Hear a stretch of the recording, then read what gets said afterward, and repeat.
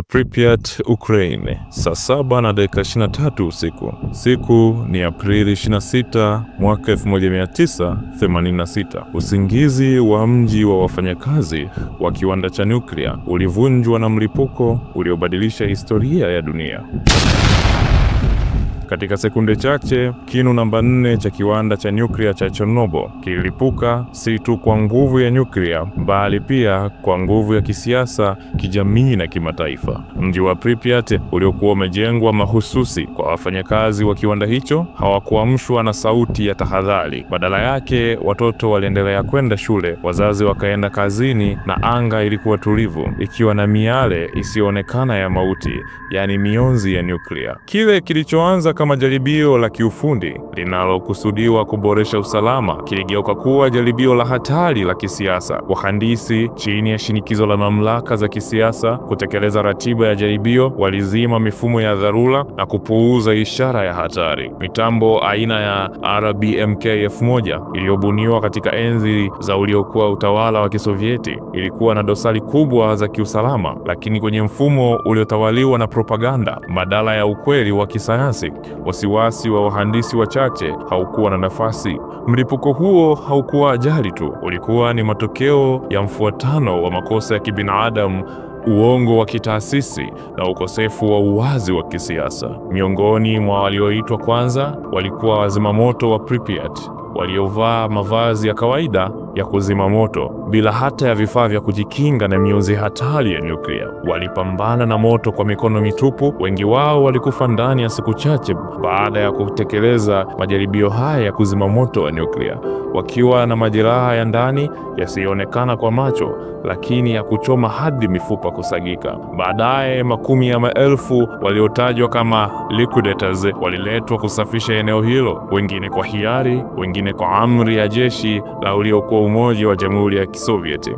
Waliitwa mashujaa na serikali, lakini walitelekezwa baada ya kazi hiyo. Wengi walihangaika na kansa, matatizo ya akili na ugumu wa maisha. Serikali ya uliokuwa Umoja wa Jamhuri ya Kisovieti ilikataa kukiri mara moja kilichotokea. Kwa zaidi ya saa 36 ilinyamaza, lakini mazingira hayakunyamaza. Mionzi ilifika hadi nchi ya Sweden, ambapo wafanyakazi katika kiwanda kingine cha nyuklia waligundua mabadiliko ya ajabu kwenye vifaa vyao. Ndipo ulimwengu ukaanza kuuliza, nini kinaendelea mashariki mwa Sweden? Yani nini kinaendelea katika uliokuwa Umoja wa Jamhuri ya Kisovieti? Shinikizo la kimataifa lililazimisha uliokuwa Umoja wa Jamhuri ya Kisovieti, yani USSR, kukiri kuwepo kwa ajali hiyo katika eneo la Pripyat nchini Ukraine, ambayo ilikuwa ni sehemu ya Jamhuri ya Umoja wa Kisovieti. Lakini kilichofichuliwa baadaye kilizidi kuonesha mfumo wa usiri uliowapuuza watu wake.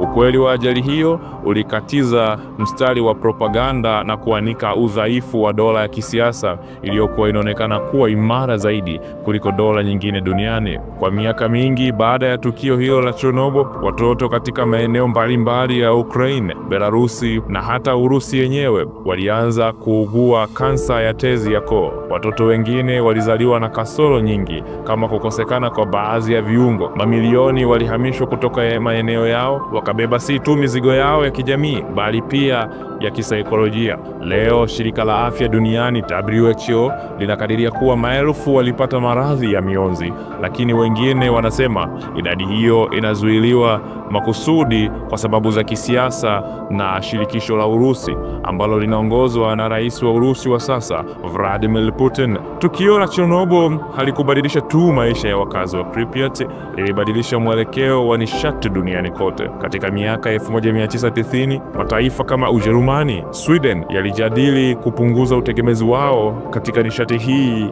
hatari zaidi kuliko nishati zozote, yani nishati ya nyuklia. Italia ilifanya kura ya maoni, ikasema hapana kwa nyuklia.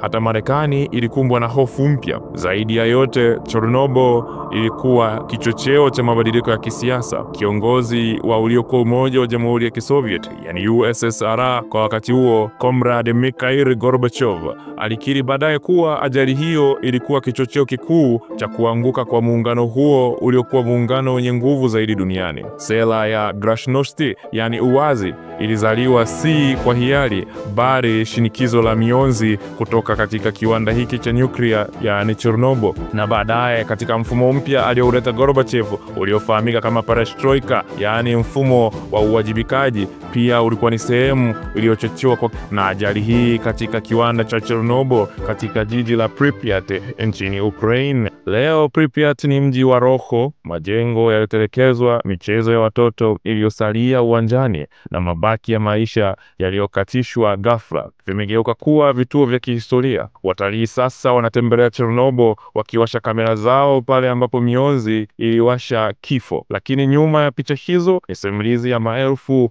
waliopoteza maisha, afya na familia zao. Mnamo mwaka 2016 ngome mpya ya chuma ilifunikwa juu ya kinu kilicholipuka, yaani RBK 1000 kinu cha 4. Wataalamu wanasema itachukua zaidi ya miaka 20,000 kabla eneo hilo kuwa salama kwa ajili ya maisha ya watu wa kawaida. Sasa ndugu mtazamaji wa Citizen, sijui baada ya miaka 20,000 nani atakuwepo maeneo hayo, au sijui hata Ukraine itaendelea kuwepo duniani. Hata sifahamu kama hata Jamhuri ya Muungano wa Tanzania itakuwepo. Ajali hii ni ukumbusho wa kile kinachotokea pale ambapo teknolojia inapokewa kwa mikono ya kisiasa isiyowajibika, na pale ambapo ukweli unafunikwa na shuka la uongo wa kitaifa. Ni onyo kwa dunia inayotafuta nishati ya bei nafuu kwa gharama ya usalama, na ni kilio kutoka kwa wale waliobeba mzigo wa mionzi ndani ya mioyo yao, wengi wao wakisahaulika kabisa. Sio kila kitu kinachoangaza ni salama, alisema moja ya wanusurika